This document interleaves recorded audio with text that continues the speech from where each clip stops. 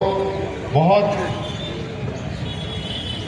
दिल से जो है ये मंच का वेट कर रहा था, क्योंकि इनसे जब हम बात किए थे तब इनका अंदर में जो गुस्सा था, जो आक्रोश था, वो देखने लायक था। तो मैं चाहूँगा कि इनका जो एक्सप्रेशन है, जो भावना है, वो हमारे सामने रखें।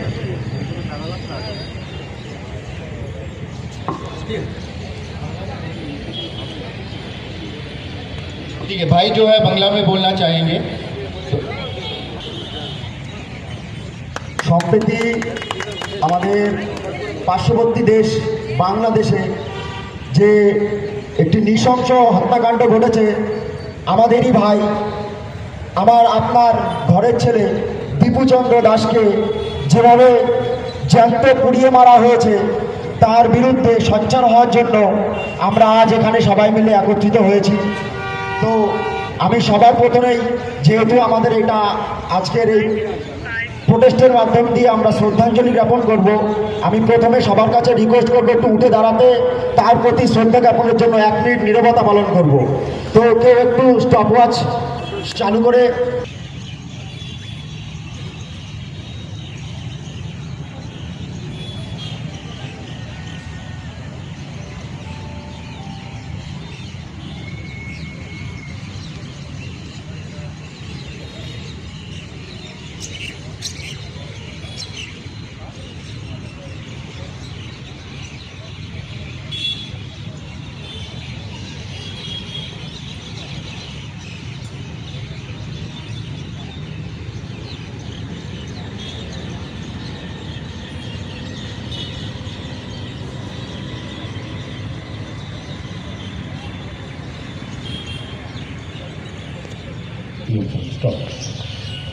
সবাই এবার বসে যেতে পারে।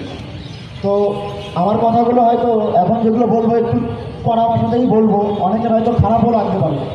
তবু আজকে আমার এই বলার উদ্দেশ্য একটাই, আমরা ধৈর্যের শেষ প্রান্তে এসে পৌঁছেছি। মানুষের মানবতার তো একটা ধৈর্যের সীমা থাকে, আর কত কি দেখব। 2025 সালে দাঁড়িয়ে আমরা দেখছি বাংলাদেশে আমার আপনার ঘরের ছেলে দীপুচন্দ্র দাসকে এই জ্যান্ত পুড়িয়ে মারা। তার দোষটা কি ছিল? শুধু তার দোষ ছিল সে হিন্দু বলে তাকে আজকে জীবিত হত্যা করা হলো। কোথায় মানবাধিকার? কোথায় সেই সব বুদ্ধিজীবী যারা নিউজ চ্যানেলে বসে প্রতিনিয়ত বলেন সাম্প্রদায়িকতা, সাম্প্রদায়িকতা, সাম্প্রদায়িকতা?